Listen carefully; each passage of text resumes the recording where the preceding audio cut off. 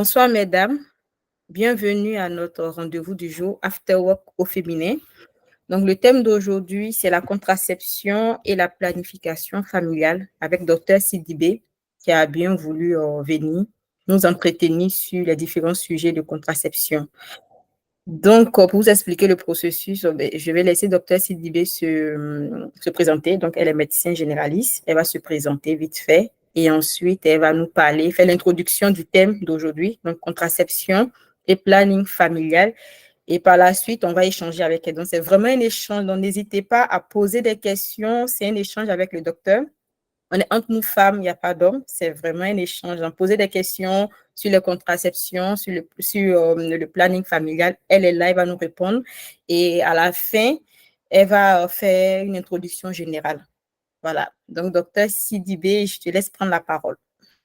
Et merci encore à vous d'être là. Bonsoir à toutes.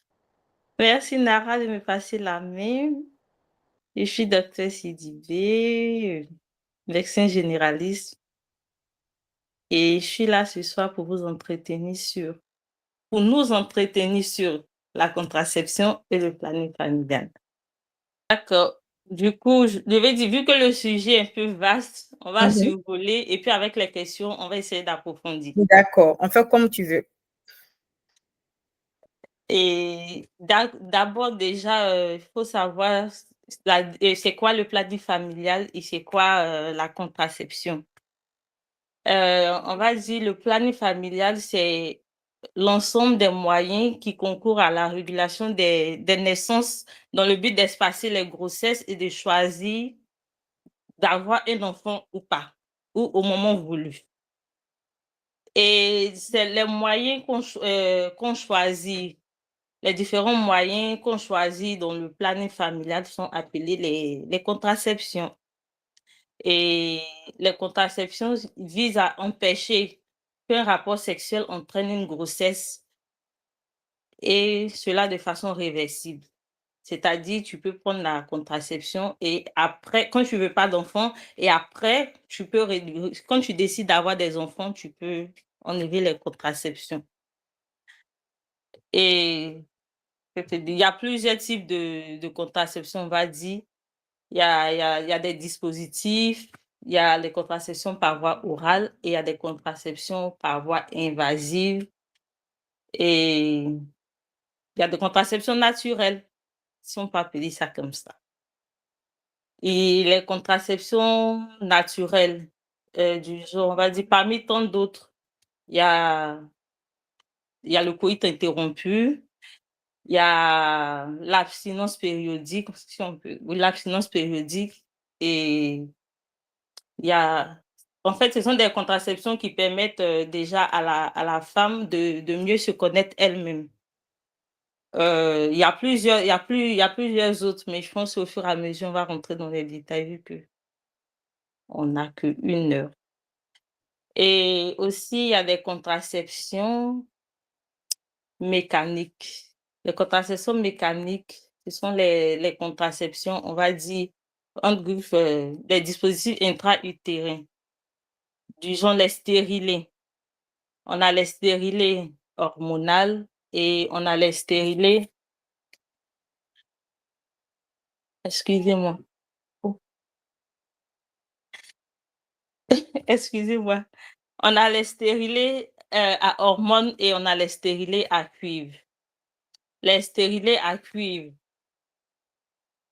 de façon brève, elles peuvent durer 5 à 12 ans et c'est une file et un cuivre qu'on compose en intravaginal après plusieurs examens.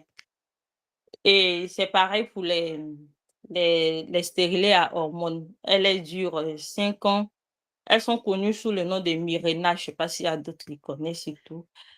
Et elles durent 5 ans. Après 5 ans, il va falloir rechanger et tout.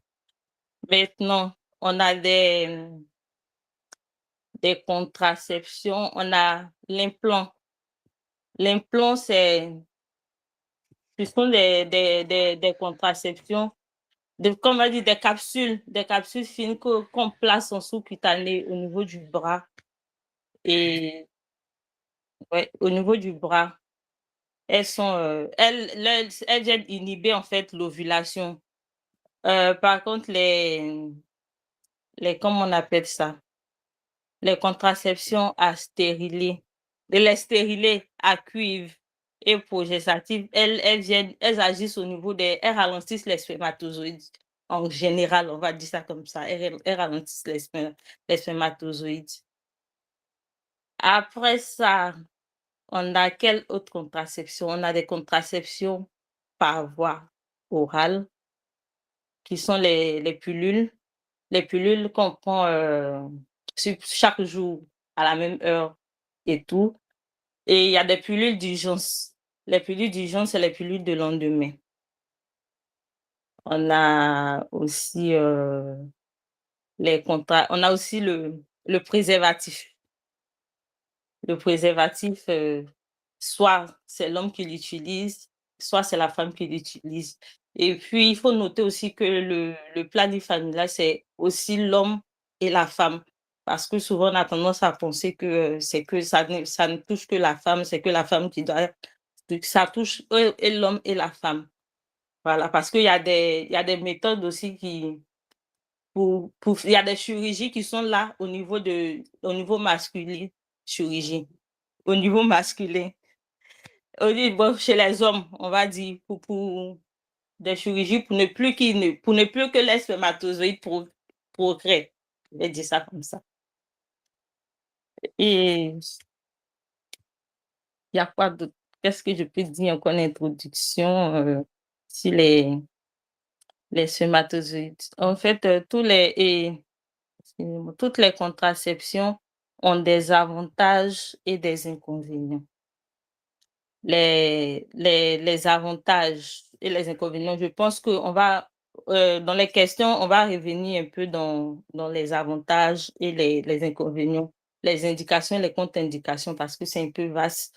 Si on veut détailler, ça sera vraiment, vraiment trop long. Mais de façon brève, en général, les contraceptions entraînent des douleurs pelviennes, des saignements, des hémorragies chez d'autres, des céphalées. En tout cas, chaque contraception a des avantages et des inconvénients. Voilà. À part les contraceptions naturelles, on va dire. Mmh, ben, en fait, j'ai vraiment survolé comment on appelle ça? Les différentes méthodes contraceptives qu'on peut connaître et je me dis, s'il y a des questions au fur et à mesure, on va rentrer en interne et tout. Ok, merci pour Voilà. l'introduction. Donc, si vous avez des questions, franchement, ne soyez pas gênés. Si vous avez des questions, elle est là pour ça. Vous posez des questions, elle va nous répondre. Bon, on a la chance déjà d'avoir un docteur, donc elle va nous répondre, elle va répondre aux questions. Moi, j'avais déjà une question. D'accord. C'est mon implant, en fait. Moi, j'ai déjà mis un implant, mais il y Mmh, a très longtemps de cela. Et mmh, 2 ans après, je l'ai enlevé. Et je sais que quand je mettais l'implant, le ouais, médecin m'avait dit, en fait, que c'est soit 3 ans ou bien 5 ans.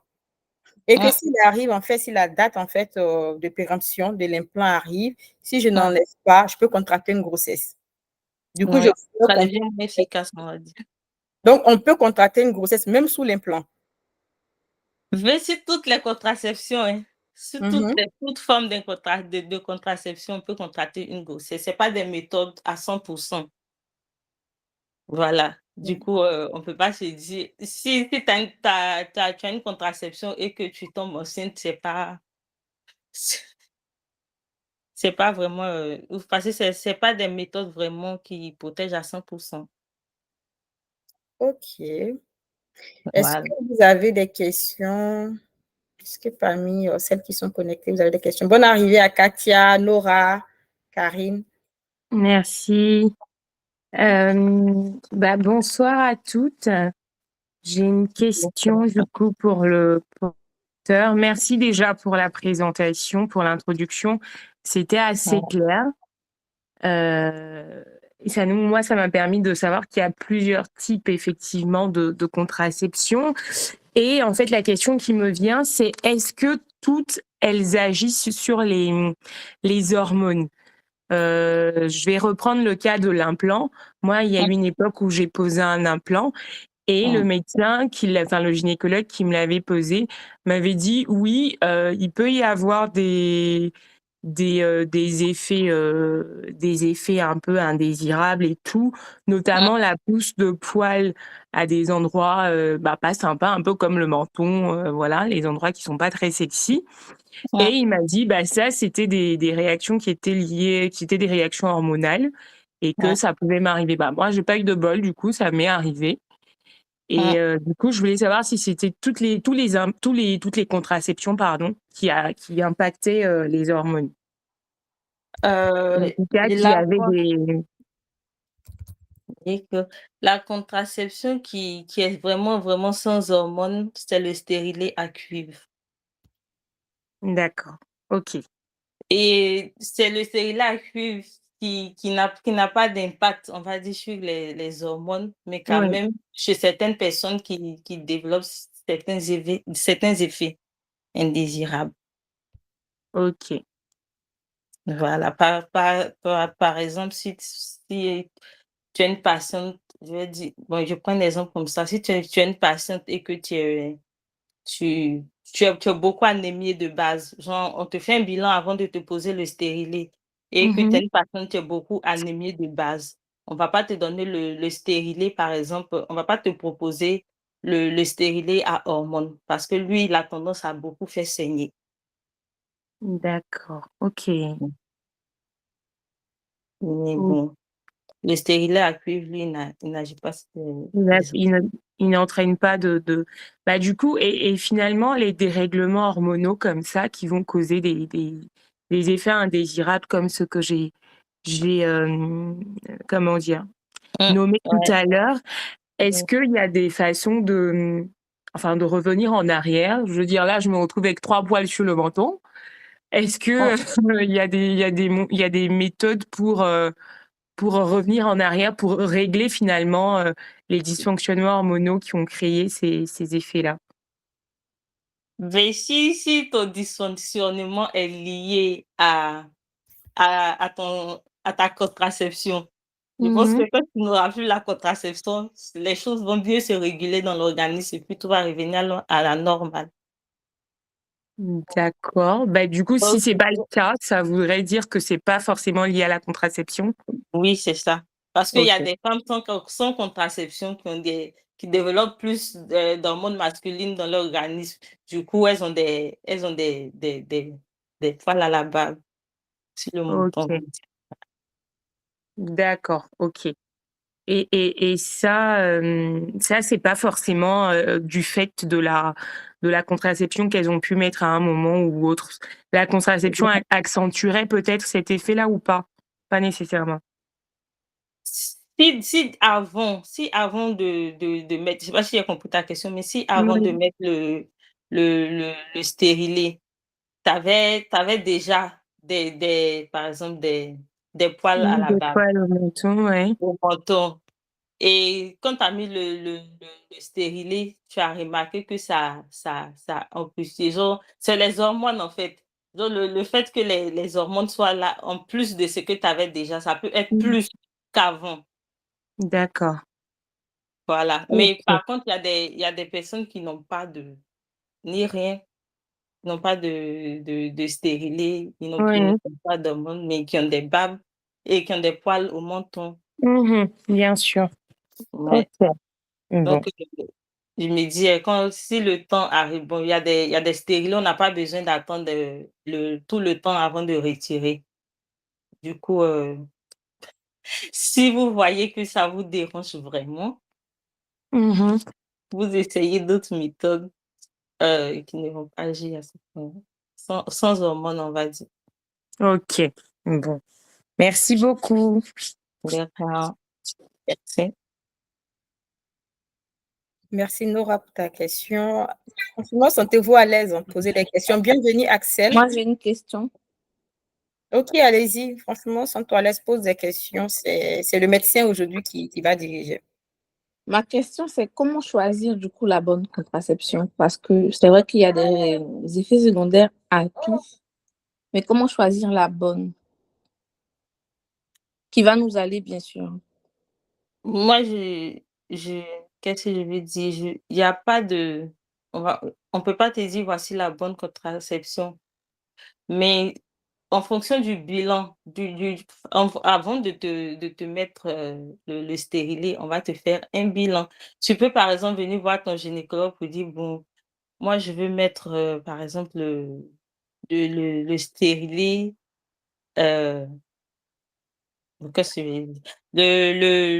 Le stérilet à hormones» et quand il va te faire le bilan, par exemple, et il va découvrir que peut-être que dans ton bilan sanguin qu'il a fait, ton taux d'hémoglobine est très, très bas. Il va te dire, normalement, il va te dire, il doit pouvoir te dire qu'il ne peut pas te mettre le stérilet à hormones parce que ça fait beaucoup saigner.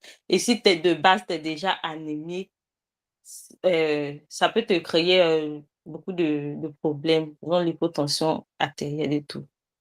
Du coup, il va te reconseiller un autre en fonction des résultats qu'il a obtenus, un autre stérilet.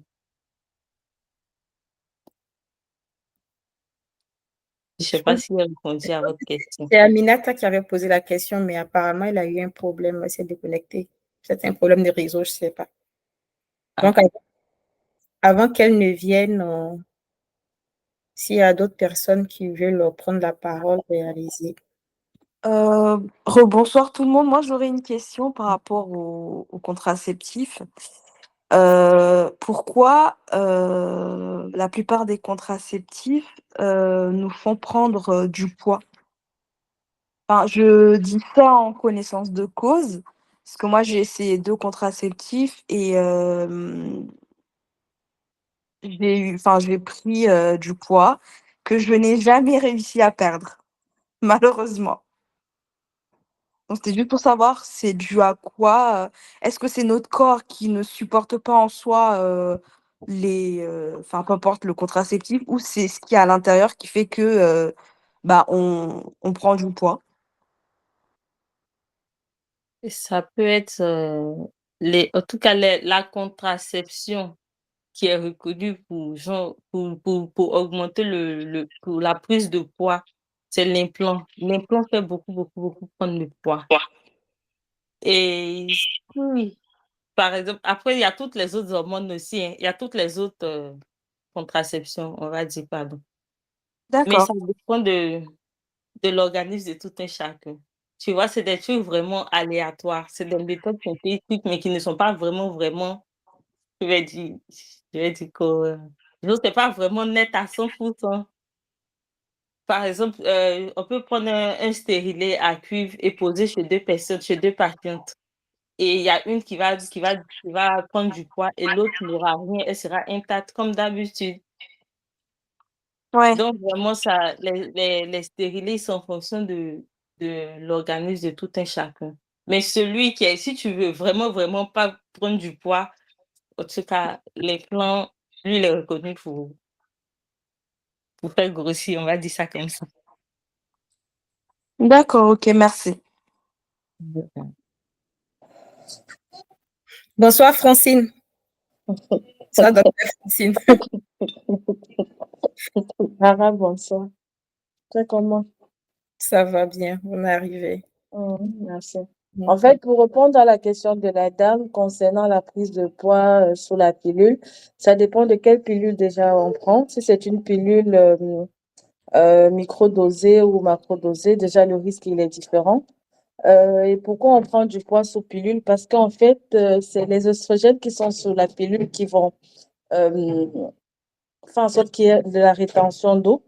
Et aussi, ça va perturber le métabolisme de stockage du sucre.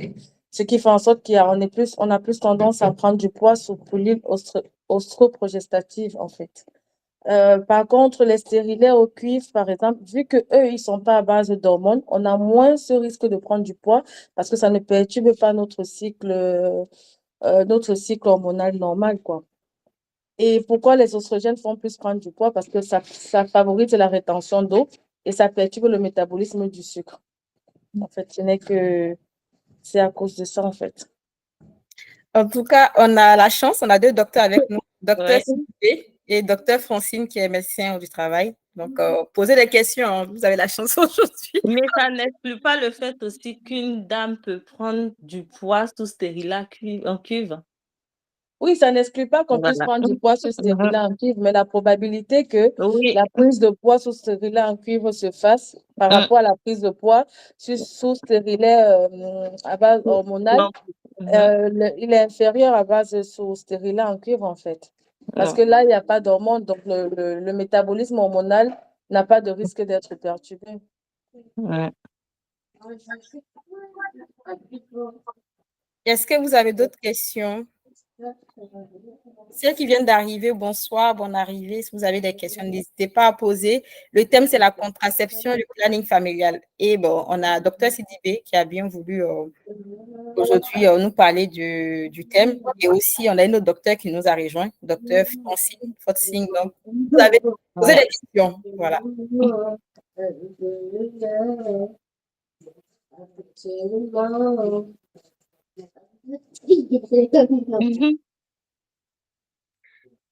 Est-ce qu'il y a d'autres questions? Posez des questions. Sentez-vous libre. Il n'y a pas de process.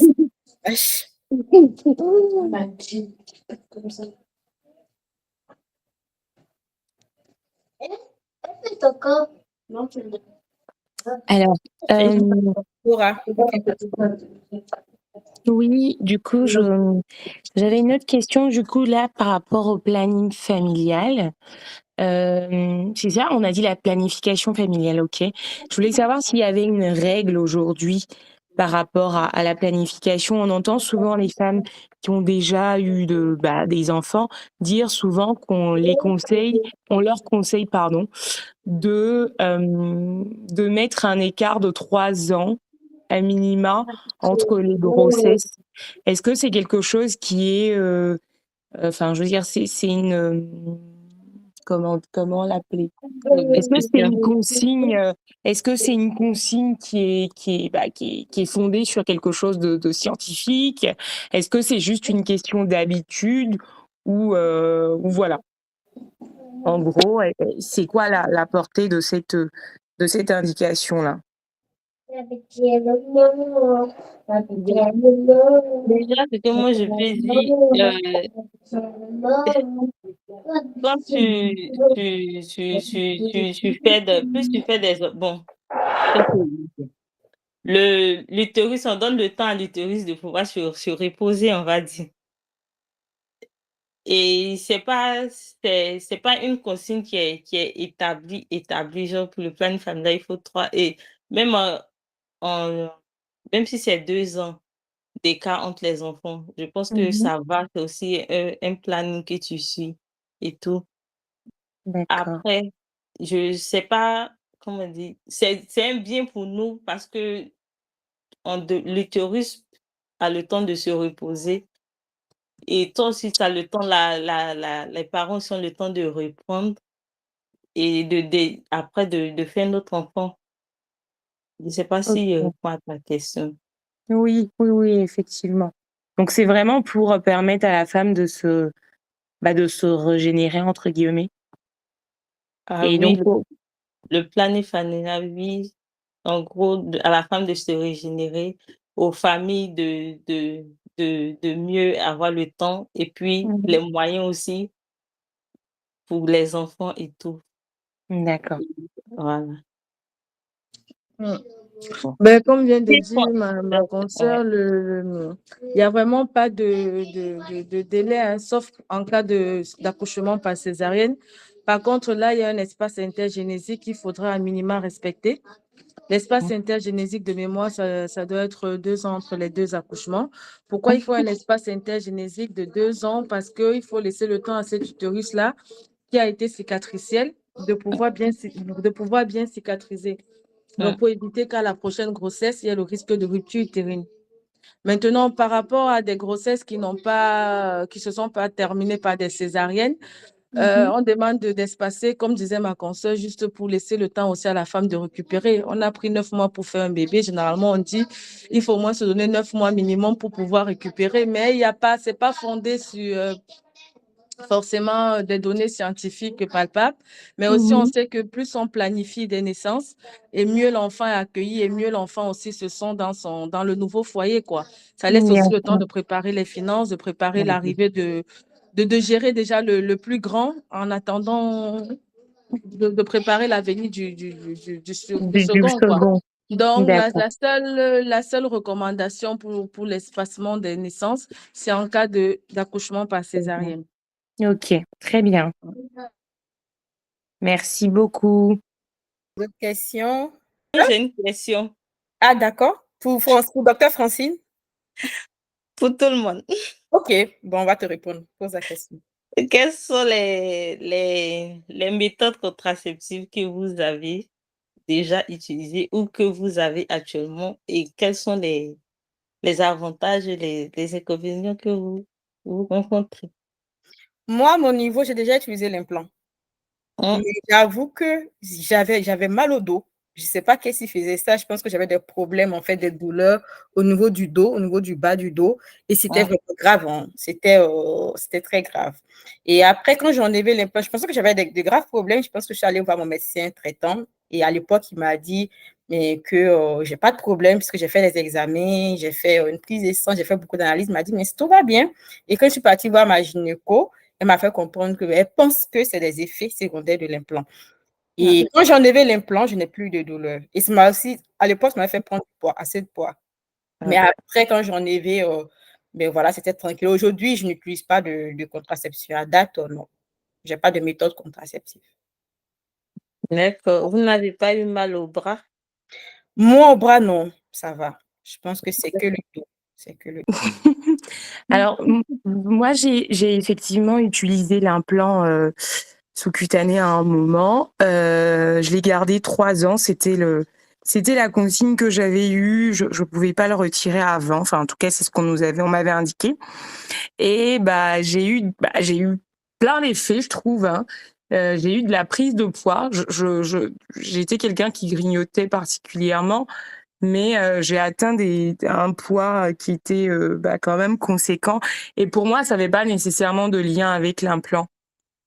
C'était au moment de le retirer finalement que le médecin m'a dit qu'il pensait qu'il y avait de grandes chances que la prise de poids que j'avais eue pendant ce laps de temps-là soit liée ou les pics d'envie de sucre ou voilà que j'avais eu sur ce moment-là étaient sûrement liés à l'implant.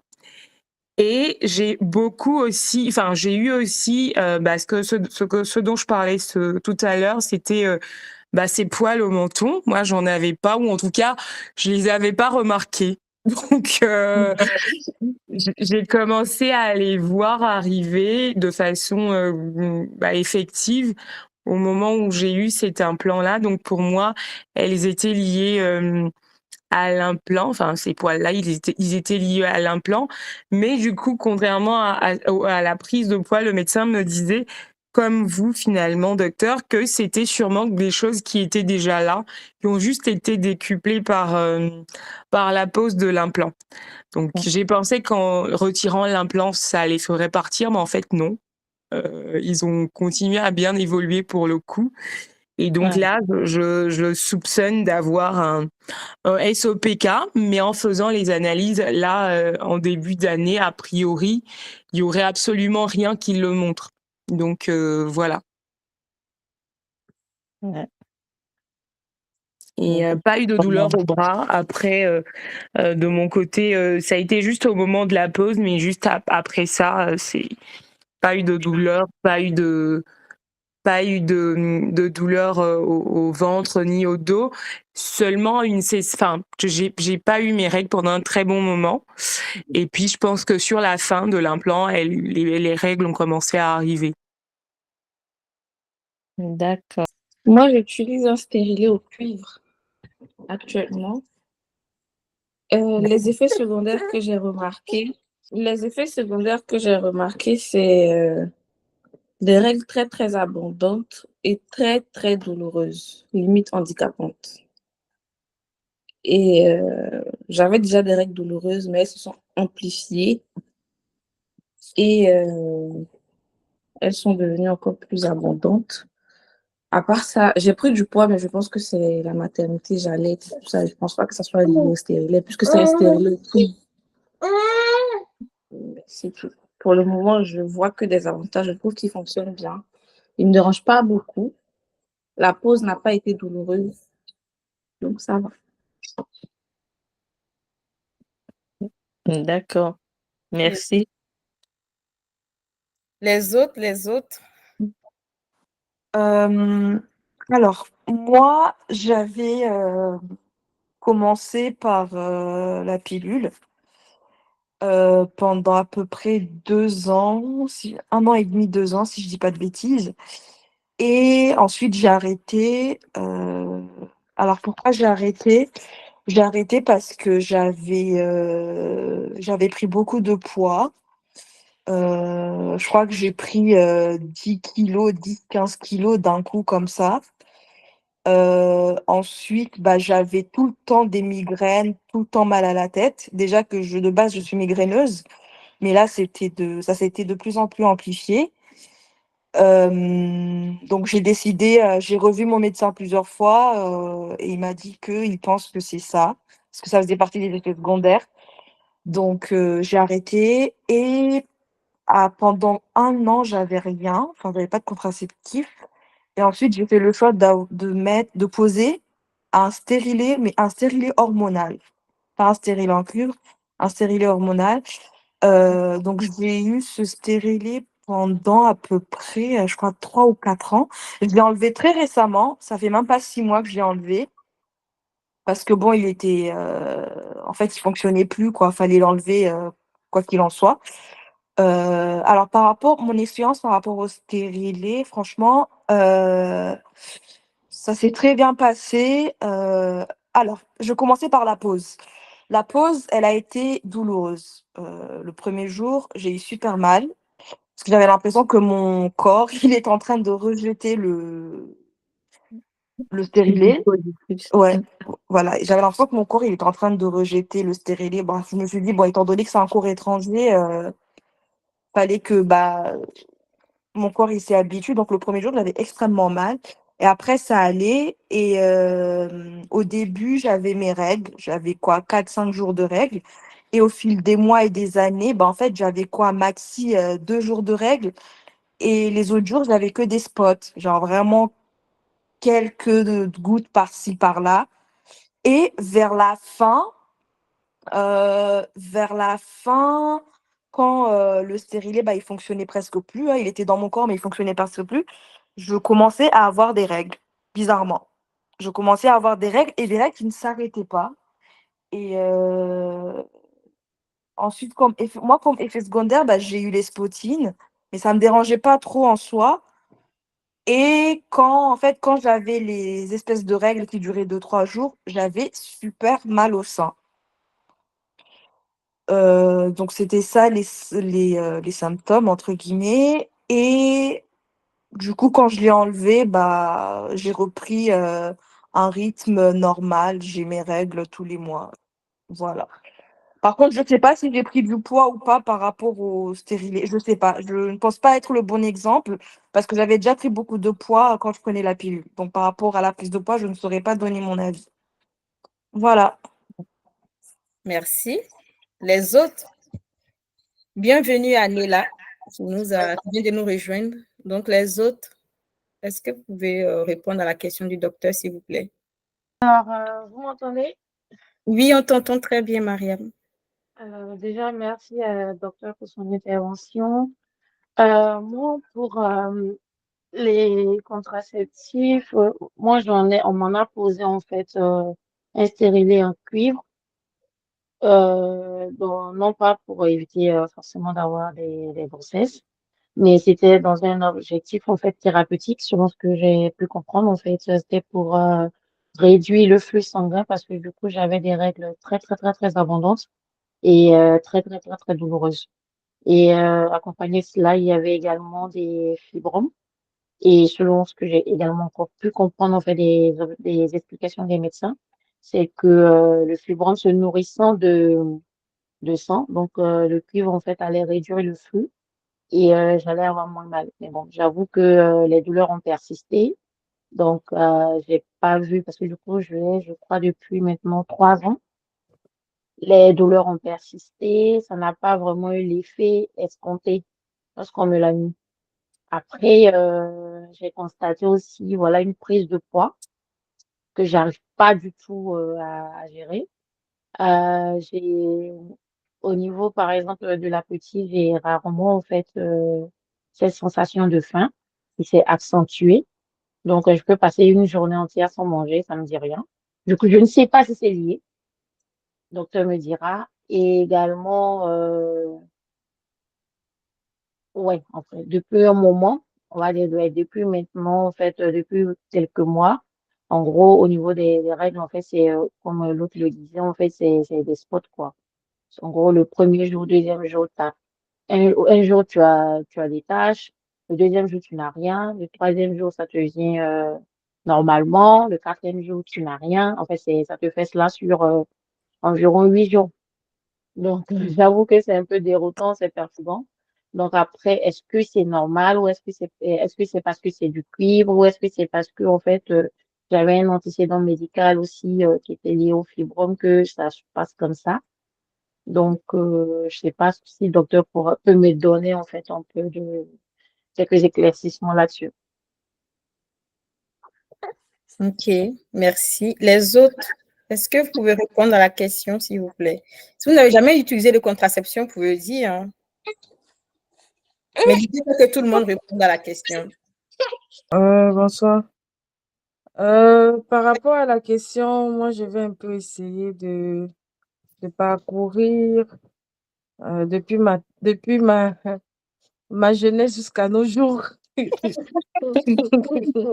Étant plus jeune, j'ai eu à utiliser la contraception. Au départ, on a divagué, hein, on a commencé par les préservatifs. N'oublions pas que ça fait partie aussi des méthodes de contraception. Par la suite, on est passé au coït interrompu. Par la suite, on a eu à prendre des pilules. Ouais, je vais t'en donner une. Les pilules du lendemain. Oh là là, le micro s'est coupé. Ça, c'était quand on était un peu plus jeune. Voilà. Et avec son lot de déboires, on peut comprendre déjà que c'était pas des méthodes très... Bon, je parle pas du préservatif, hein, mais je parle des autres méthodes que j'ai citées après, qui n'étaient pas très... c'est pas des trucs très Fiable. fiables. Donc, résultat, fin de course. Non, non, après, Non, non, non. Bref, oui. Fin de course, il y a eu des bébés. Donc, par la suite, j'ai eu à utiliser la pilule sous-progestative microdosée. Mais c'était parce que j'avais des kystes, parce que, bon, bref, ça c'est médicalement parlant, on va pas entrer dans ces détails-là, mais ça avait une indication médicale et comme effet secondaire, il y avait beaucoup de spotting, beaucoup de troubles de l'humeur, donc une humeur vraiment fluctuante, beaucoup de migraines et beaucoup de spotting. Donc, de moi-même, j'ai arrêté parce que là, je commençais déjà j'avais un peu grandi, donc je comprenais déjà un peu médicalement parlant. J'arrivais déjà à poser des diagnostics et tout parce qu'un peu plus tôt, j'étais déjà arrivée dans des classes de médecine où vraiment on était en phase de pathologie, donc j'arrivais à comprendre ce qui se passait.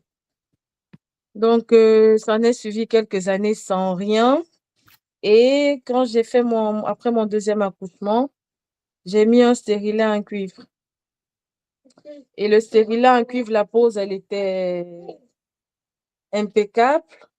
Mais j'ai eu des saignements, sachant que je suis quelqu'un qui saignait déjà un peu abondamment, mais quand j'ai mis toutes les méthodes de contraception sur la table, c'était, comment on va dire, la moins douloureuse pour moi parce que tout avec des contre-indications qui pour moi quand je mettais tout sur la balance, c'était un peu compliqué, quoi. Donc, il restait que celle-là, sachant bien que j'avais déjà des règles un peu abondantes et que l'effet secondaire, vu que c'est le cuivre et donc, bref, ça empêche la coagulation, donc il y a des règles encore abondantes. La pause était très facile, mais s'en est suivi des séries comment je vais dire ça, d'inconfort vaginal, en fait. C'était pas des infections, mais c'était vraiment des inconforts. Et je me sentais vraiment pas à l'aise avec le stérilet, en fait. Et après ça, vu que c'était suite à une grossesse, il y avait aussi le poids de la grossesse que j'avais pas perdu. Et tout ça faisant, j'ai eu par la suite des douleurs qui jusqu'aujourd'hui, on voit dans la littérature, on ne lit pas les douleurs ostéo-articulaires à ça. Mais moi, je pense que ça peut avoir un lien. Donc, j'avais des douleurs un peu, bon, pour ceux qui peuvent connaître la fibromyalgie, on pourrait comparer à la fibromyalgie. Donc, j'étais douloureuse pour rien, en fait. J'avais mal partout. Et quand je l'ai enlevé, 2 ans plus tard, j'ai plus de douleur. Donc, il a fallu du temps, je me dis, pour que mon organisme arrive quand même à s'en remettre. Ça, c'est mon point de vue. Et je dis bien, c'est pas en tant que médecin que je parle. Prenez-moi comme un frère. Donc là, ça, c'est mon analyse personnelle. C'est sans fondement médical. Donc, quand je l'ai enlevé, 2 ans plus tard, bon, j'ai conçu ma troisième et j'ai plus de douleur. Donc, pour moi, de toutes ces méthodes-là, au jour d'aujourd'hui, je n'utilise pas de contraception, mais j'utilise les courbes ménothermiques. Donc, c'est la courbe de tension. Je prends ma température. Et là, pour moi, je pense que pour moi, c'est ma meilleure contraception. Mais ça demande beaucoup de rigueur, en fait. Et je fais aussi bref, c'est d'autres détails. Je fais aussi des tests d'ovulation. Mais vraiment, il faut que le partenaire soit aussi, qui vous ait vu souffrir pour comprendre que c'est pas quelque chose qui peut marcher, les autres contraceptions et qu'il soit OK avec la démarche. Parce que tout seul, c'est compliqué. Parce que quand tu vas dire aujourd'hui, c'est pas la bonne période, il va te dire, maman, pardon, laisse-moi ça. Donc, en gros, voilà un peu mon parcours de ma jeunesse à ma vieillesse. OK. Les autres qui peuvent répondre à la question, Nella qui vient de nous rejoindre, Axel laisse s'excuser. Elle a peut-être beaucoup de bruit chez elle, un problème de réseau. C'est pas grave, Axel. Tu peux poser des questions dans le chat. Hein. Les docteurs sont là, ils vont te répondre si tu as des questions à poser. Et Adja Bakayoko, elle aussi, si elle a des questions, elle peut aussi poser des questions. Maintenant, si vous n'en avez pas, bon, ce n'est pas grave. Hein. Moi, j'ai par contre une question pour le docteur Fotsing. Je laisse d'abord les autres répondre à la question du docteur Sidibé et après le docteur Sangaré. Jusqu'à présent, je me suis trompée de nom. Excuse-moi, docteur.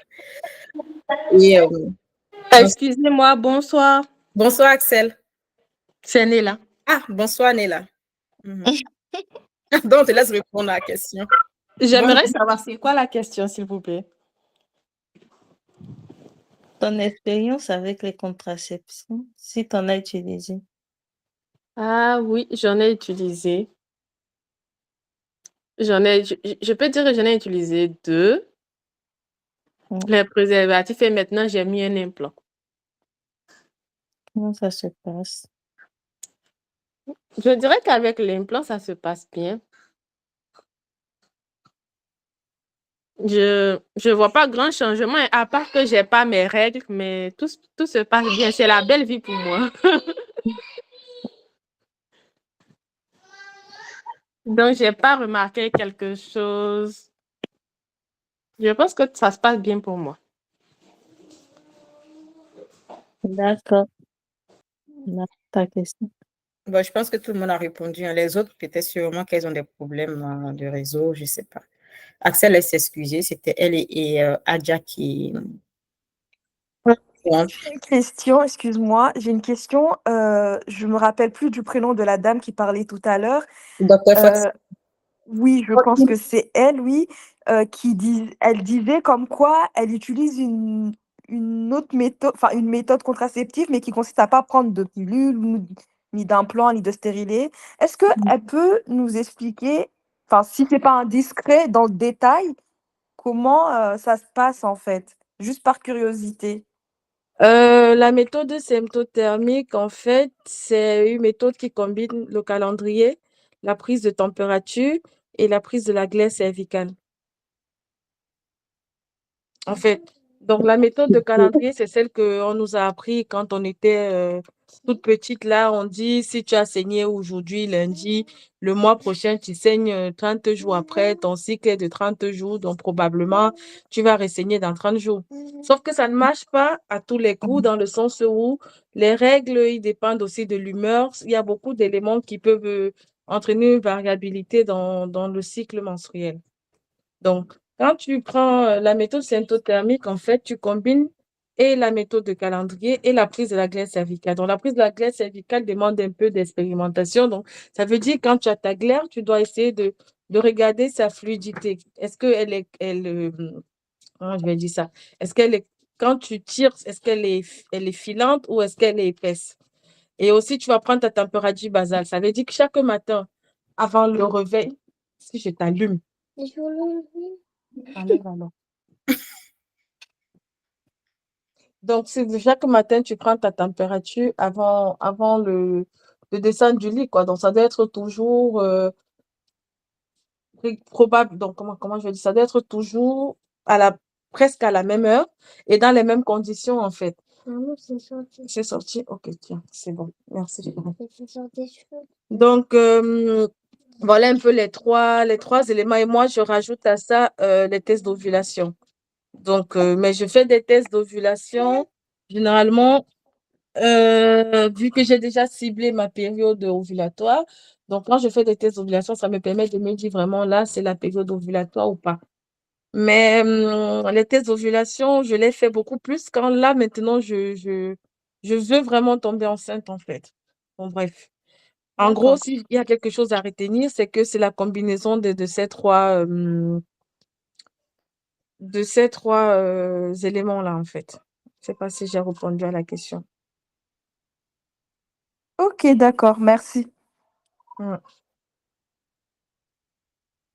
Et je disais que le partenaire doit être aussi dans la démarche parce que pour qu'il comprenne qu'aujourd'hui, c'est pas possible ou c'est possible, il faudrait qu'il ait compris la démarche et que voilà, même quand il voit directement la courbe, quand tu as tracé là, il voit comment il y a une élévation de la température. Lui-même, il sait que non, là, c'est pas, faut même pas que je teste, quoi. Mm.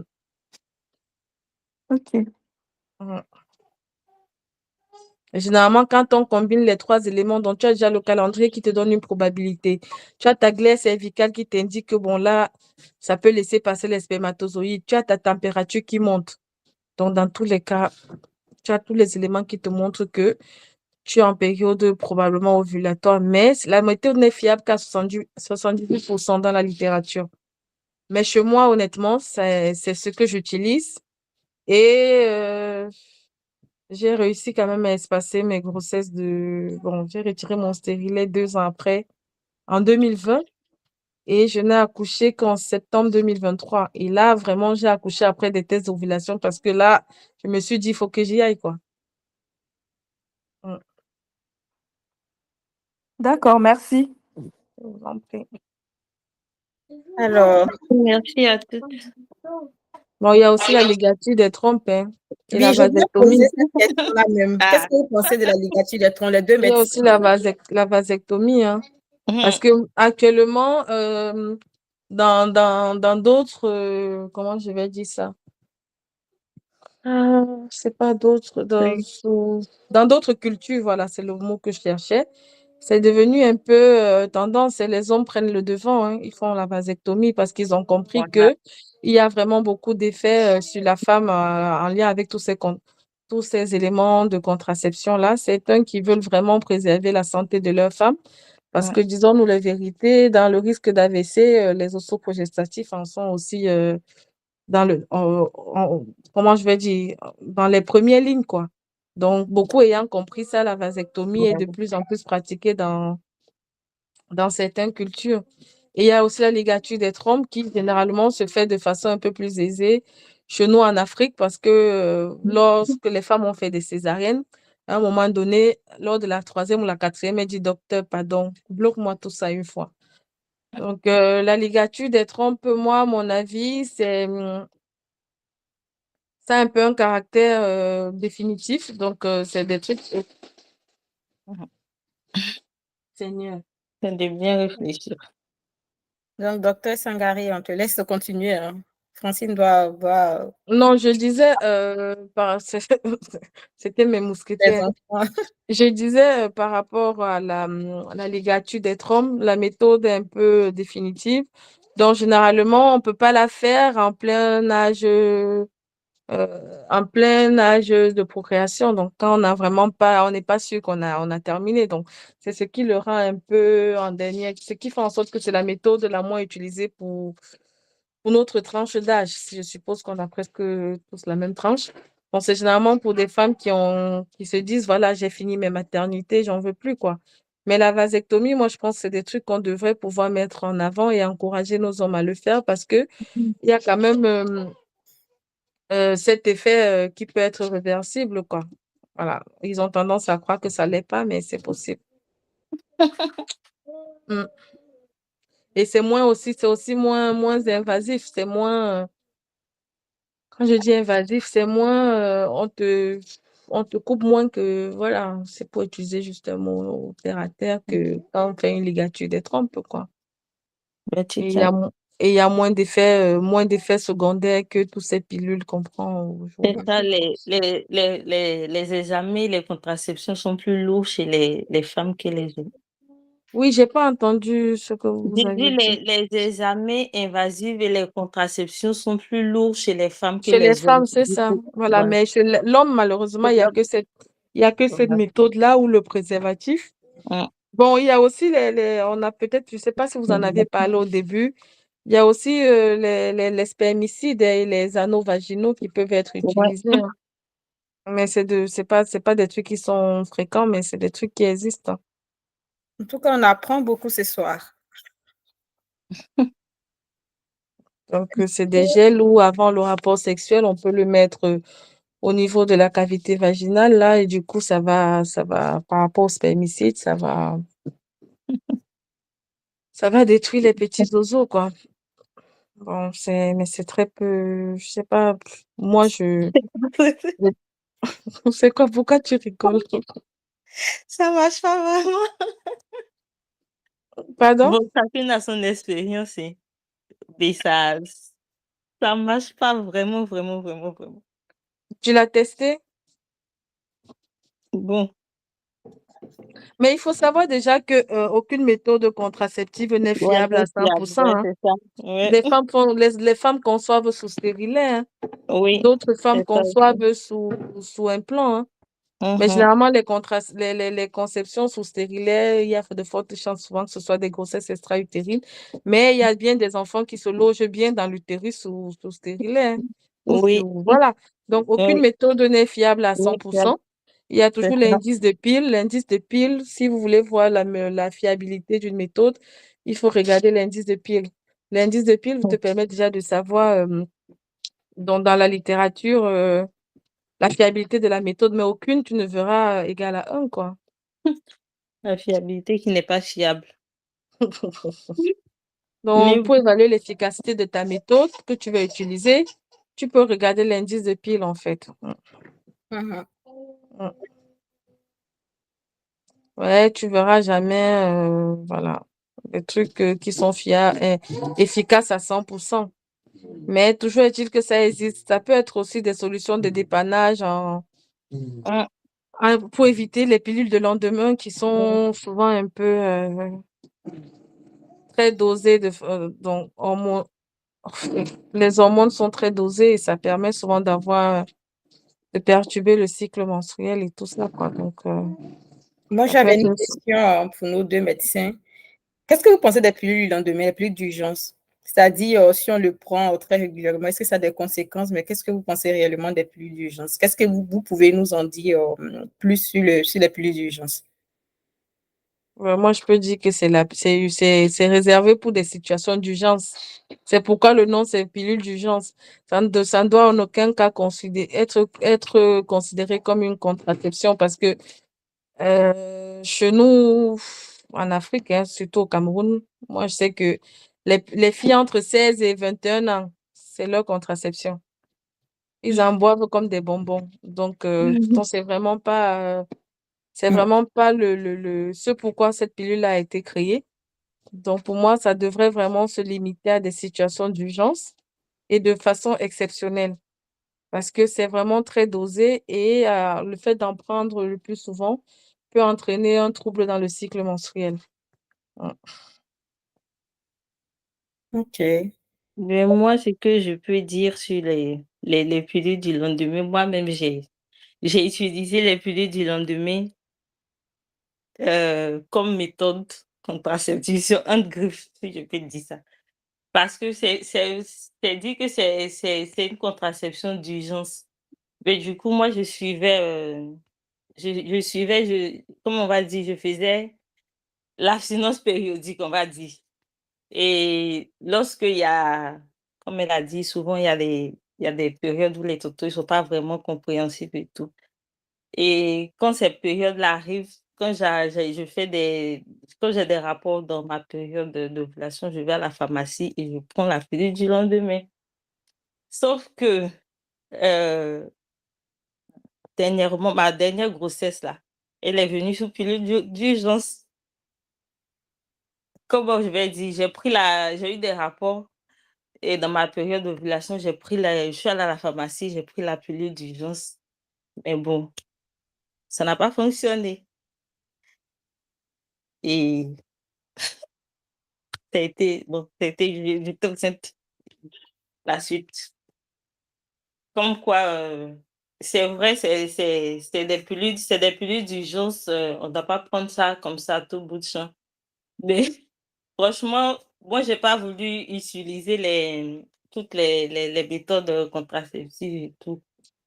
Mais même sous la pilule d'urgence, j'ai contracté, mais j'ai été quand même enceinte. Mm. Mais moi, je Donc, pense que ce qu'il voilà. faut savoir, c'est que la pilule du lendemain agit pour bloquer l'ovulation. Mhm. Donc, si on la prend quand l'ovulation a déjà eu lieu, ça ne fait rien. Donc, Ouais. elle agit pour bloquer Oui. l'ovulation. Et sachant que l'ovulation est quelque chose d'assez aléatoire, C'est il n'y a ça. qu'en ayant fait un test d'ovulation vraiment de manière... Eh, Seigneur.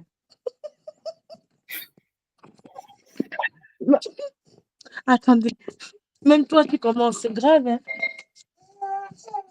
Il y a qu'en ayant fait un test d'ovulation de manière vraiment rigoureuse qu'on peut essayer de cadrer la fenêtre ovulatoire, en fait. Sinon, les calendriers, tout simplement, là, généralement, c'est pas ça. Il y a souvent 2 ou 3 jours de décalage. Donc, ceux qui arrivent à tomber enceinte avec la pilule du lendemain, c'est simplement parce que l'ovulation a eu lieu avant qu'on ne la prenne, en fait. D'accord. Voilà. Et souvent, maintenant, quand l'ovulation a déjà eu lieu, d'autres prennent et il y a déjà même eu la fécondation. Donc, ça va empêcher la migration de l'ovule. Et généralement, on a beaucoup de cas aussi de grossesse extra-utérine lorsqu'on a pris des pilules du lendemain un peu de manière, supposons quelqu'un a fait un rapport lundi, mardi, mercredi, et elle se disait que voilà, sa période de son ovulation devait avoir lieu peut-être le mercredi. Pourtant, c'est peut-être le rapport du lundi. Donc, Ah oui. mercredi, là, quand elle prend la pilule, c'est que la fécondation a déjà eu lieu et que l'œuf est en train d'essayer de migrer, quoi. Et là, du coup, le fait qu'il y ait ce changement hormonal brusque, ça fait en sorte que ça empêche son déplacement. Il va s'arrêter dans les trompes. Donc, pour moi, la pilule du lendemain, je vous la conseille, mais vraiment, ça doit rester pour des situations vraiment exceptionnelles. Et Mhm. au jour d'aujourd'hui, je pense qu'ils ont créé d'autres pilules du lendemain qui agissent 72 heures après le rapport, hein. Je ne me rappelle pas du nom, Ah, mais il y a une qui agit un peu plus. L'autre, c'est 48 heures. Il y a une nouvelle qu'on peut prendre 72 heures après le rapport. Je ne sais plus le nom. Je ne sais pas si ma collègue connaît, mais il y a une autre. Mais bon, pour moi, c'est vraiment des trucs qui doivent rester exceptionnels, quoi. Parmi tant d'autres. Celles qui ont des questions, vous pouvez parler, hein, poser des questions. Mais moi, j'ai posé une question, j'ai pas eu de réponse. Ah, ben, j'avais pas. Pendant mon intervention, j'ai posé des questions en même temps que je Pose la question à docteur. répondais à la Posez la question, question. elles sont là, elles vont répondre. Sûrement que. Moi, j'ai pas entendu. Hein. Peut-être que j'étais distraite. Tu sais que Elles ont je suis là. Je suis là, mais je suis un peu là. En fait, je disais que moi, en fait, j'ai été mise sous stérilet pour réduire le flux sanguin, en fait, pendant les menstrues. Donc, du coup, je pense bien que sur le stérilet au cuivre. Sauf que au départ, pendant les ça fait 3 ans que je l'ai, mais pendant 2 ans et demi, en gros, au contraire, ça va augmenter en fait le flux sanguin, les douleurs aussi après pendant les règles, et également j'ai constaté une prise de poids vraiment assez conséquente aussi. Donc, j'aimerais déjà savoir est-ce que le stérilet à cuivre en fait a un lien avec. Et également au niveau de la petite, je sais toujours pas si c'est lié, mais par exemple, en fait, avant j'avais un peu moins. Alors j'avais moins la sensation de faim, mais maintenant, en fait, je peux passer une journée entière sans rien manger. Et en fait, c'est après, je me dis, ah, mais apparemment, j'ai pas mangé aujourd'hui. Mais voilà, je prends toujours le poids, et j'ai parfois, bon, je sais même pas si ça c'est lié à ça, mais il y a parfois en fait les pieds qui ont.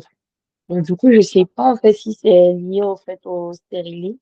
Ben, Et je note aussi que en fait il y a eu une myomie parce qu'également j'avais des fibromes. Donc selon l'explication qu'ils m'ont donnée, c'est que c'est censé réduire le flux sanguin. Donc ce qui va faire que j'aurai moins mal et que les fibromes en fait vont moins grossir. moi, je dirais, je pense pas que ce soit le stérilet en cuivre. Je pense que c'est un D'accord. stérilet hormonal. C'est le Mirella. Ouais, c'est un stérilet Myrénal, hormonal qui. c'est hormonal, myrénal. Mirella, il est hormonal. Non, moi j'ai un stérilet et le Mirena aussi. Ah, Ok. oui. Ah, ça, Moi, je je vais sais le faire. que Donc, le Mirena, pour moi, c'est un stérilet hormonal. Maintenant, je sais pas s'il y a le Mirena aussi en stérilet au cuivre. ah, c'est ça, ça m'étonnerait. Je suis pas gynéco, mais je sais que le Mirena, c'est un stérilet hormonal. Et Ouais. pour moi, l'indication de mettre un stérilet au cuivre sur un fibrome, je n'en vois pas. Parce que le stérilet au cuivre est reconnu pour donner des saignements abondants, sachant que le fibrome donne déjà des saignements abondants qui peuvent même conduire à des anémies. Je ne vois pas un médecin mettre les deux ensemble. Bon, je peux me tromper. Ça peut être peut-être genre des façons préventives. C'est vrai que ça fait saigner, mais les fibromes aussi se nourrissent du sang. Non, mais dans le stérilet hormonal, le fait de mettre un stérilet hormonal pour des fibromes, le Elle a problème, dit qu'elle a un stérilet en cuivre, non? Oui, elle a dit Oui, qu'elle a un oui, stérilet en oui. cuivre, mais moi, Ah, d'accord. il y a 4 ans, quand moi j'arrêtais ma formation médicale, je savais combien les stérilets en cuivre. Maintenant, Mm, les stérilets hormonaux, excusez-moi. mm. Stérilet en cuivre et fibrome, honnêtement, je ne sais pas. Si elle m'avait dit stérilet hormonal, pour moi, tout Bah, ils s'expliquait. m'ont dit que le hormonal allait me faire plus saigner. Oui. C'est ce qu'ils m'ont dit que donc du coup le cuivre en fait était censé limite stopper les règles. Pourtant, Sauf que ça n'a pas non, été le comment le cas. stérilet au cuivre va stopper les règles? Ça n'a aucune action sur les, ça n'agit pas au Ça, niveau hormonal. ça, ça ne stoppe pas les règles, mais ça Par fait quel, moins saigner. Le moi, je, stérilet à cuivre, il fait moins saigner par Après, moi, rapport au j'ai eu l'effet stérilet à inverse hein, parce hormones. que du coup, j'ai eu des périodes en fait d'écoulement sanguin sur 8 jours, 9 jours. moi, Donc, je ne peux pas, je suis pas d'avis que le stérilet en cuivre peut faire moins saigner. Parce que dans le premier effet secondaire du stérilet en cuivre, c'est les saignements. Je ne vois pas comment, en plus, sur fibrome, je ne vois pas le mécanisme. Je peux me tromper, mais je ne vois pas le mécanisme. Parce que pourtant, au niveau hormonal, je peux comprendre qu'il y a le contrôle actif qui va faire en sorte que au niveau de l'hypophyse, le taux d'oestrogène étant élevé, ça va faire en sorte il y a un contrôle actif qui va faire en sorte que l'organisme va se dire qu'il n'a pas besoin de sécréter et ça va bloquer le saignement. Mais maintenant, le stérilet en cuivre, je vois pas par quel mécanisme. Au contraire, moi, je vois plutôt de l'hémorragie. Donc, je sais pas, mais comme je dis, je suis pas gynéco. L'hémorragie, je pense que je l'ai eu pendant 2 ans. Hum, Ouais, j'ai beaucoup saigné en fait pendant les règles pendant 2 ans et les douleurs aussi étaient encore pires en fait, on va dire. Mais ils ont mhm, dit qu'il fallait que mon organisme s'habitue et après, je crois, ils m'ont répondu, je crois. Après, en fait, j'ai fait une embolisation des fibromes hum, et ils m'ont toujours gardé le stérilet. Et alors, après l'embolisation, on va dire 7 mois, 6 mois après, hum. alors c'est là que le flux, en fait, sanguin a commencé à diminuer. Donc, du coup, là, ça me fait des spots et tout. En gros, le premier jour, je peux juste voir une tache. Le second jour, je vais rien voir. Le troisième jour, je vais peut-être saigner que dans l'après-midi. En fait, ça me fait ça, mais toujours sur 8 jours. Hum. Mais je pense que la prochaine fois, il faut vraiment demander si c'est un stérilet en cuivre ou hormonal, mais je peux parier que c'est hormonal. Et moi, je pense que c'est vraiment l'indication, pour moi, ça a toute son indication dans la pathologie, en fait. Ouais. Parce que vu c'est comment il agit et vu comment aussi le fibrome, en fait, on a tendance à dire chez les femmes qui n'ont pas fait d'enfants, ou chez les femmes noires, on sait que chez les femmes noires, elles ont beaucoup de fibromes. Mais dans la littérature aussi, c'est chez les femmes qui ont eu beaucoup de temps sous influence d'oestrogènes, donc qui n'ont pas eu à concevoir assez souvent, quoi. Mhm. Donc, pour moi, s'il y a donc le stérilet hormonal, ça va faire en sorte qu'il y ait moins d'oestrogènes euh, qui alimentent le fibrome. Donc, c'est comme ça qu'il va cesser de grandir. C'est pourquoi on dit que généralement, à la ménopause, le fibrome ne grandit plus. Pourquoi à la ménopause, le fibrome ne grandit plus? Parce qu'il n'y a plus d'oestrogènes. Je sais pas si, peut-être, je sais pas Ok. si ce que je dis, ça se comprend. Et maintenant, par rapport au fait que vous dites que quelquefois, il y a les pieds qui ont gonflé et tout, je pense que c'est du fait de la rétention d'eau. Et la rétention d'eau aussi apparaît quand on est sous pilule ou sur contraception à base d'hormones, en fait. Maintenant, par rapport Ah, à la perte d'appétit et tout ouais. ça, honnêtement, je ne saurais quoi vous dire. Je ne sais pas si c'est en lien direct ou pas. Ok. Ça, je ne sais pas. Maintenant, voilà. Je sais que dans les effets secondaires, souvent, il y a d'aucuns parlent de nausées, mais est-ce que jusqu'à la perte d'appétit, honnêtement, je n'ai pas de notion là-dessus. Mais par rapport à la rétention d'eau, la prise de poids, l'arrêt des règles, les spottings, c'est des éléments, des effets secondaires qui sont vraiment répertoriés dans la littérature et l'indication pour les fibromes aussi. Ok. Merci.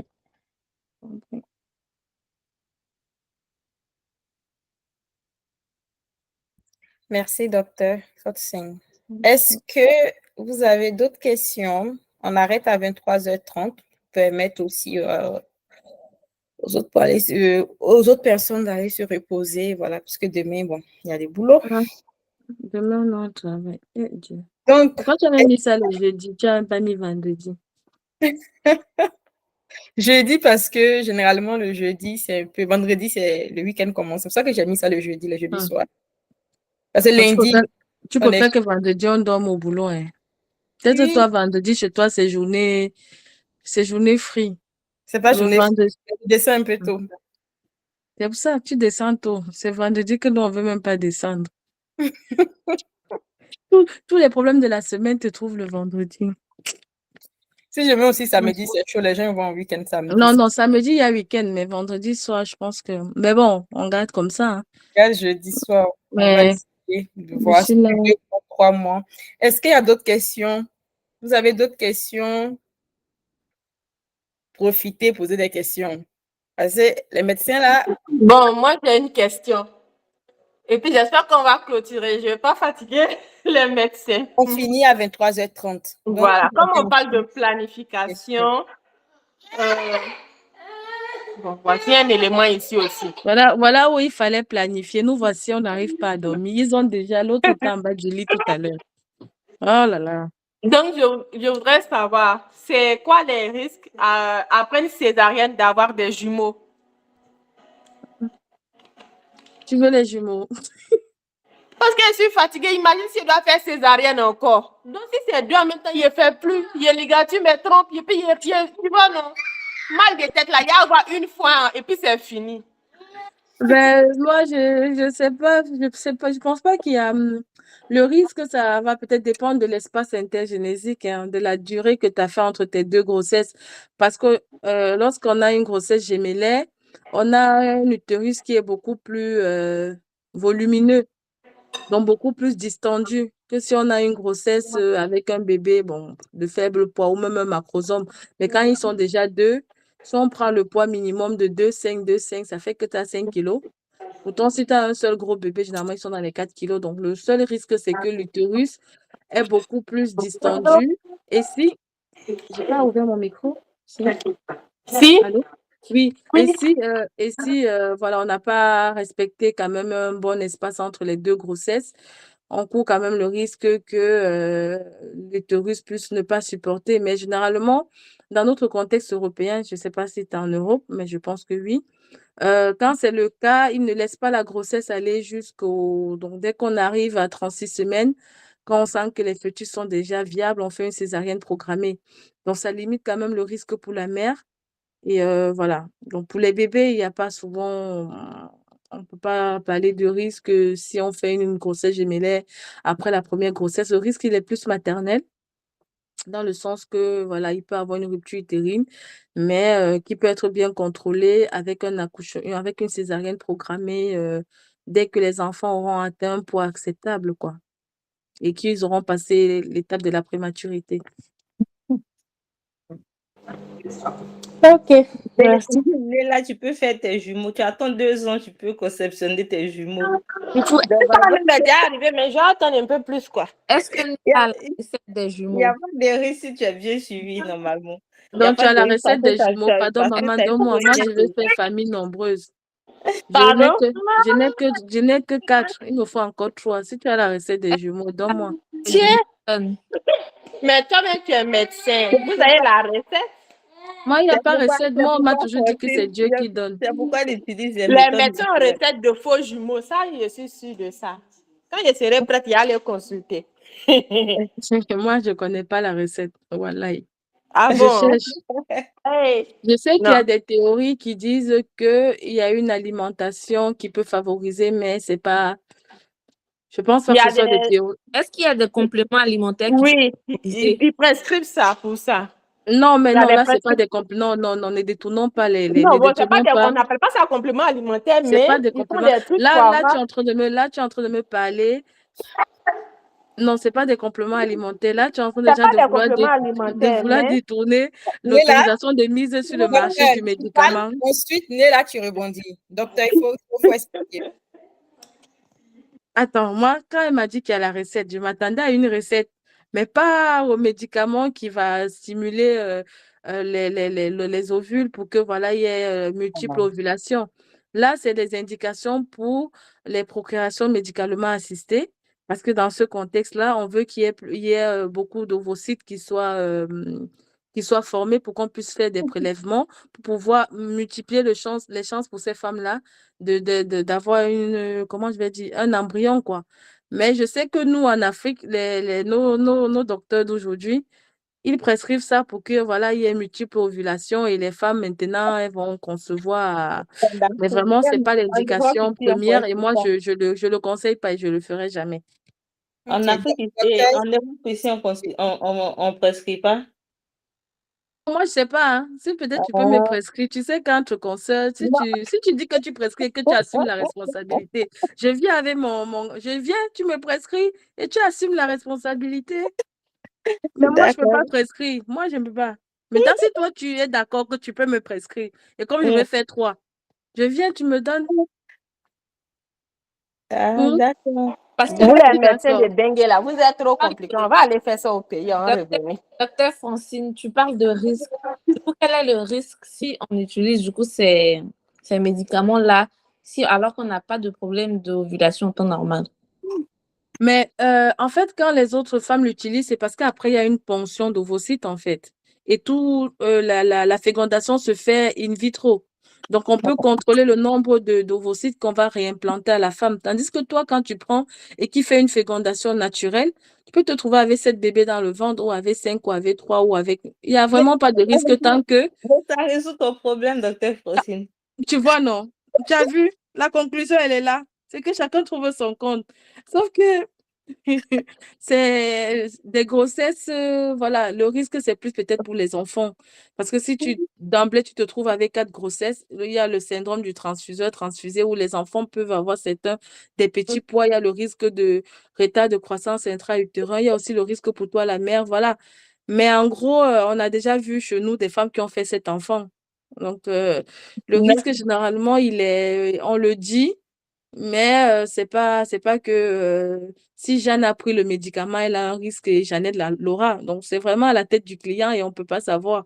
Mais disons-nous que plus tu as de bébés dans le ventre, plus tu cours le risque que certains de ces bébés aient des faibles poids, que certains décèdent et que toi-même, la mère, que l'accouchement soit assez éprouvant. Parce qu'une césarienne pour retirer un bébé, c'est pas pareil qu'une césarienne pour retirer 4. Et une grossesse avec un enfant n'est pas suivie comme une grossesse avec 2. Les grossesses avec 2 dans le cadre européen sont considérées déjà comme des grossesses pathologiques. Mais même si tu les as conceptionnées naturellement, tu peux ne pas prendre et puis tu vas avoir des triplés. C'est Mais même tu sais suivi-là. que quand tu n'as pas pris et que tu as des triplés là, même psychologiquement, tu es stable. C'est le, Et tu... c'est le même suivi, docteur Faustine. Oh, non, je suis d'accord que... Non, j'ai dit ceci. Ça ne change rien. Quand tu as 2 enfants, tu as le même suivi que celle qui en a 4. Mais quand tu sais que toi-même, tu es allé chercher tes problèmes là, quand on va commencer à te dire que bébé A est petit parce que bébé B a pris tout son sang, tu vas commencer à dire qui m'avait envoyé. Quand on va te dire que bébé C ne grandit plus parce que bébé D est déjà trop gros, tu vas commencer à pleurer. Pourtant, si tu sais que c'est Dieu qui t'a donné naturellement là, tu vas te Tu dire, vas pas pleurer. non, en fait, l'état d'esprit sera différent. Parce que là, tu sais, j'ai rien demandé. Mais dans le sens où c'est toi-même qui allais chercher tes palabres là. Psychologiquement, tu es affecté. Et on sait que le mental, il est pour beaucoup dans la guérison ou dans comment je vais dire, la recherche des solutions thérapeutiques. Effectivement. Donc, mais maintenant, si tu veux me prescrire là, pour toi et moi, on sait qu'on a le mental pour assumer. Je viens, tu me donnes. C'est tout. D'accord. Elle dit d'accord. Après, vous allez échanger entre vous, consoeurs là-bas. Alors, on va conclure. Il est 23h30. Donc, s'il n'y a plus de questions, s'il y a des questions, on va prendre la dernière question. Et s'il n'y a plus de questions, docteur Sidibé, tu as dit ton mot de fin de façon générale. Ensuite, Francine, ton mot de fin de façon générale. Et puis, on va conclure pour aujourd'hui. Puis, on se dit à jeudi prochain. Est-ce qu'il y a des questions pour celles qui veulent poser les dernières questions? Après, s'il n'y a pas de questions, docteur Sangaré, je me suis trompée de son nom, le nom de son époux depuis longtemps. Franchement, désolée, excuse-moi. Docteur Sangaré. Ça roule. En conclusion. Je te laisse faire ta conclusion. Ensuite, docteur Francine va faire sa conclusion. Et puis, on va s'arrêter là. On va se dire à jeudi prochain. D'accord. Qu'est-ce qu'on peut dire? En conclusion, on peut dire il y a différentes méthodes contraceptives, chacune avec ses avantages et ses inconvénients. Et ce ne sont pas des méthodes vraiment, vraiment fiables. Elles peuvent varier, dont les effets secondaires peuvent varier d'une personne à une autre. Et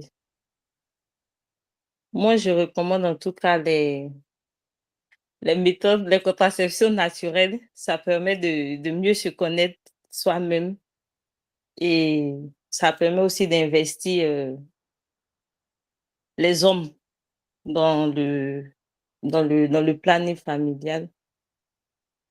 Et puis, au pire des cas, si les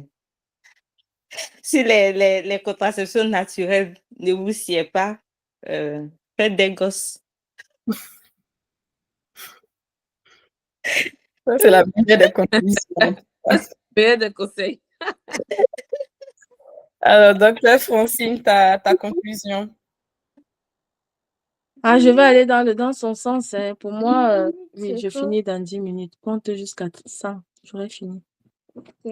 Donc, je disais, je vais un peu dans le même sens qu'elle. Il y a les méthodes de la contraception. Aujourd'hui, il y a beaucoup de méthodes qui peuvent être utilisées, pas tant des méthodes naturelles comme le spermatozoïde, la courbe symptothermique, le calendrier, le coït interrompu. Il y a les méthodes hormonales qu'on a tous citées. Il y a les méthodes avec le stérilet en cuivre, voilà. Les implants. Il y a les dispositifs intra-utérins, je voulais dire, hormonaux et à base de... On ne commence pas, maman. Ça, c'est pour me flatter, pour t'aider. Les dispositifs intra-utérins, voilà. Mais chaque méthode a son efficacité et aussi ses effets secondaires. Et la méthode qui fonctionne sur X ne fonctionnera pas forcément sur Y. Donc, moi, je dirais qu'avant de choisir toute méthode contraceptive, ça doit se faire si tu ne la fermes pas. Tu vas m'expliquer pourquoi tu ne dors pas là aussi. Donc, avant de choisir une méthode contraceptive, il faudrait avant tout prendre une consultation médicale où on va vraiment revenir sur les antécédents de chacun ou de chacune et trouver vraiment la méthode qui est la plus adaptée à sa situation de santé. Ok. Mais toutefois, s'il fallait parler en tant que profane, moi, je dirais c'est des choses que je ne recommanderais pas. Je pense qu'il est, pour moi, et c'est ce que je fais, c'est mieux vraiment d'aller vers des méthodes, c'est pas mieux. Pour moi, ce que je fais, c'est ce qui est mieux pour moi, c'est des méthodes vraiment naturelles qui limitent l'impact de tous ces hormones ou tous ces éléments, même si on dit que c'est le cuivre, c'est pas des hormones, mais ça aussi son lot de toxicité parce que c'est un métal. Donc, pour moi, c'est les méthodes vraiment naturelles qui devraient, que je prône, quoi. Et ça permet, comme a dit ma collègue, d'investir vraiment nos maris. Et pourquoi pas vraiment les motiver et les faire comprendre qu'aujourd'hui, la génération d'aujourd'hui, les hommes peuvent aussi prendre le devant pour ce qui est planning familial, planification familiale et faire la vasectomie. Et enfin, si tout ça ne marche pas et qu'une grossesse, il y a aussi l'abstinence hein, pour celles qui n'en veulent pas. Et finalement, si on a toutes les conditions et que ça arrive, faisons les familles nombreuses. Au moins, ça va nous limiter de payer beaucoup d'impôts. Les solutions. C'est ça En la tout solution. cas, merci vraiment. Aujourd'hui, c'était vraiment super. On a beaucoup appris. Merci à tous ceux qui se sont connectés. Merci au docteur. Jeudi prochain, j'aurai un gynécologue. Ce sera un homme. Donc, le jeudi prochain, il y a bien un gynécologue qui a décidé voilà, de venir intervenir. Donc, ça sera le jeudi prochain. On aura un gynécologue, un médecin avec nous. Donc, vous allez poser des questions. Tout. C'était vraiment super ce soir. Merci à vous. Portez-vous bien. Prenez soin de vous, c'est important. Profitez de la vie. Et puis, on se dit à jeudi prochain. Merci, Vous docteur. faites le thème de la semaine prochaine. Je vais vous envoyer par mail comme tout, par message. Parce que la semaine passée, elle n'était pas là. Vous avez dit qu'on fait comment pour garder la maison propre parce que je suis Tu vas voir ça fatiguée. après sur YouTube. C'était vraiment très intéressant la semaine passée. Ah, il y avait des super astuces. Je vais t'envoyer Donc, ça. vous ne voulez pas me faire le résumé? Non, je On vais est pas t'envoyer. gentil, hein. Je vais t'envoyer, Francis. Je t'envoie la vidéo sur WhatsApp. Ok, parce que là, j'ai déjà nettoyé quand je suis rentrée là. Voilà madame qui a déjà foutu tout le bordel. Je regarde comme ça, j'ai mal au cœur. Bref, ok. Merci à vous. Merci, bonne soirée. Merci, bonne nuit. Au revoir. Oui, Au c'est revoir. fini. Tu es sauvée. C'est fini. Au revoir.